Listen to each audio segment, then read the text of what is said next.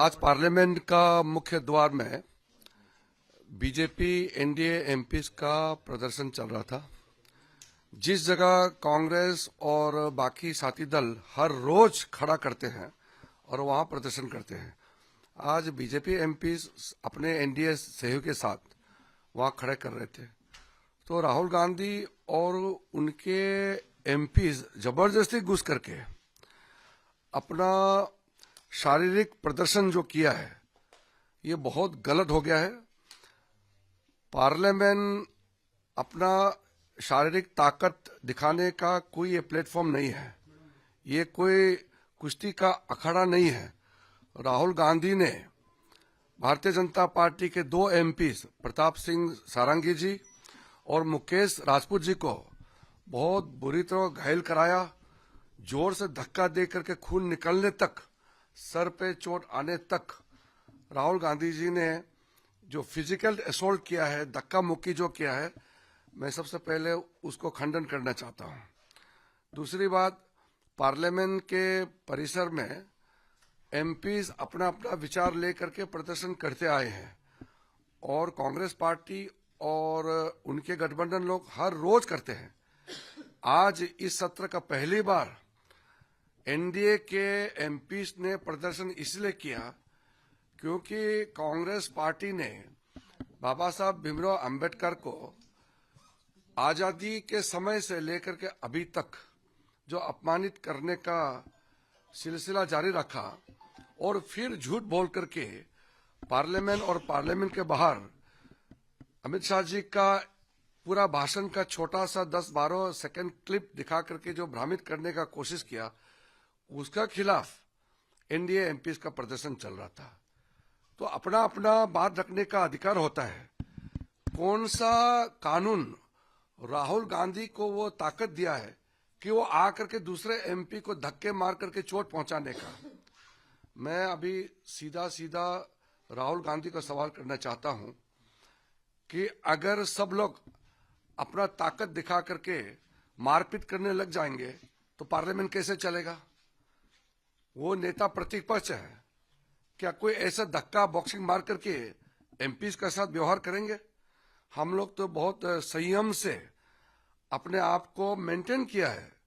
Bharatiya Janata party के NDA के MPs कोई भी फिजिकल एक्शन नहीं करते हैं। जो बोलना है बात रखते हैं, लोकतंत्र में बात रखने का अधिकार है। लेकिन आपका पहलवानी दिखाने का क्या मतलब है? आप एक्सरसाइज करके, आप क्या कराटे कुंफू सीख करके दूसरा एमपी को मारने के लिए सीखा है क्या? ये कोई आपका ताकत दिखाने का अखाड़ा है क्या?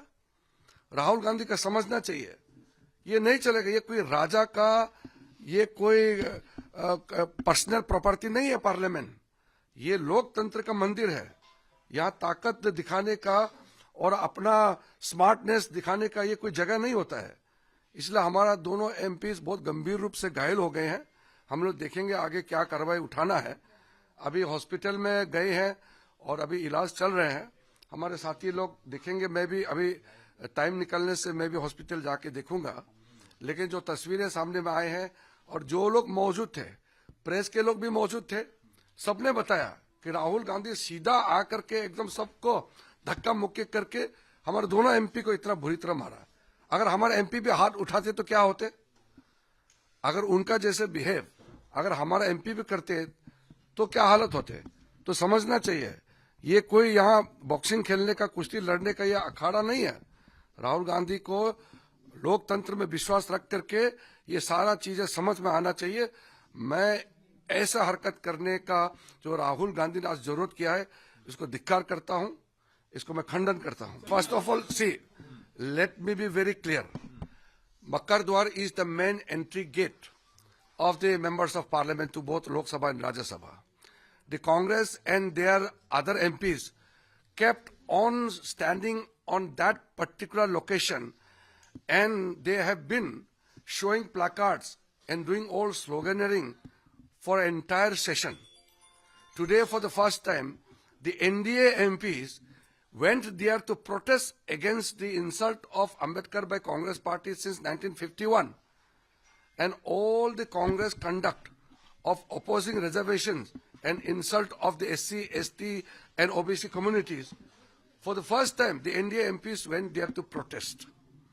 While the NDA MPs are on the protest at Makkar Dwar, the main gate, the Congress MPs led by Rahul Gandhi came and assaulted, pushed two MPs of BJP and pushed around other MPs also. Two of the BJP MPs, Pratap Singh Sarangi and Mukesh Rajput, they received very grievous injury. So, I want to tell Rahul Gandhi, if you resort to this kind of physical violence, if other MPs also start resorting to physical violence, what will happen? We believe in democracy. You express peacefully. You have a right to expression. Speak whatever you want. This is a democratic country.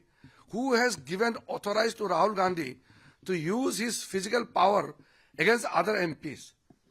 It doesn't mean that the other MPs are weak. It's only because we believe in non-violence and we believe in democracy. The Rahul Gandhi's physical attack against the MPs, it's a condemnable, it is a gross misuse of his anger, his frustration, and the way Rahul Gandhi has treated the parliament and the parliament process. That shows that Rahul Gandhi doesn't believe in democracy.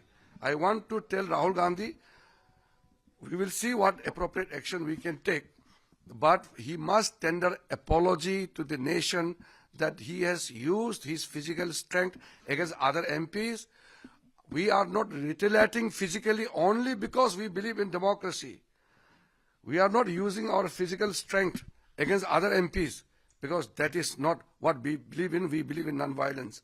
So Rahul Gandhi must understand and tender apology to the nation and to the MPs which he has caused grievous injury. ऐसा नहीं, आपको फिर मैं बता रहा हूँ, हर दिन वही उसी गेट में राहुल गांधी और उसके एमपी उसी गेट में खड़ा रहते हैं, दूसरा को आने जाने से रोकते हैं हर दिन. आज पहले बार एनडीए के सांसदों ने वही गेट में प्रोटेस्ट किया मकर द्वार पे.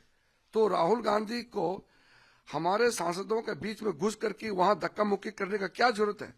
चोट पहुंचाया. अगर हम भी करते तो क्या हाल होता? हमारा इतना संख्या है, अगर हम भी राहुल गांधी जैसे हाथ चलाते तो क्या परिस्थिति होता? आप समझ लीजिए.